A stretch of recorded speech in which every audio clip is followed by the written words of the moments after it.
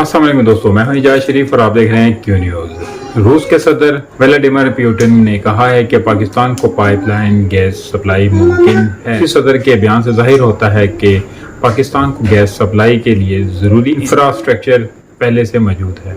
वज़ीर-ए-आज़म शहबाज शरीफ की रूस के सदर व्लादिमीर पुतिन ताजिकिस्तान और उज़्बेकिस्तान के सदर से मुलाकात हुई।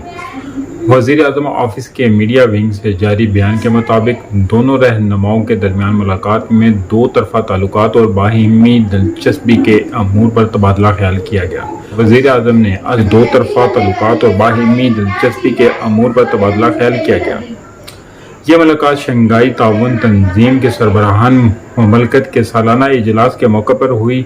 समरकंद में हुई इस मौके पर वज़ीर ख़जाना मुफ्ती इस्माइल बिलावल भुट्टो ज़रदारी और वज़ीर दफ़ा ख्वाजा मोहम्मद आसिफ भी वज़ीर आज़म के हमरा थे।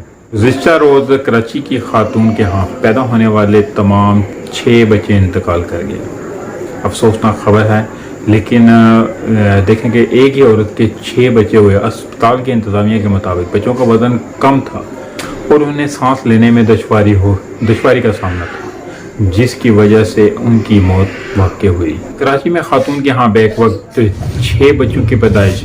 बुध को कराची में जिना अस्पताल में काला पुल की रहायशी खातून के यहाँ 6 बच्चों की वलादत हुई थी। 6 बच्चों की इन 6 बच्चों में 4 बेटे और 2 बेटियां थीं, जिनमें से एक की पैदाइश मुर्दा हालत में हुई। जिना अस्पताल की इंतज़ामिया के मुताबिक बच्चों को न्यूनेटल केयर की ज़रूरत थी, जिस पर बच्चों को कौमी अदारा सेहत पर अतफाल शिफ्ट किया गया, जहां बच्चों को इनक्यूबेटर में रखा गया था। लेकिन आज बाकी 3 बच्चों का भी इंतकाल हो गया। कराची में 6 बच्चे जिना अस्पताल में इंतकाल कर गए। इसी के साथ मुझे इजाज़त दीजिए, मिलते हैं अगली न्यूज़ में। तब तक के लिए अपना ख्याल रखिएगा। अल्लाह हाफ़िज़।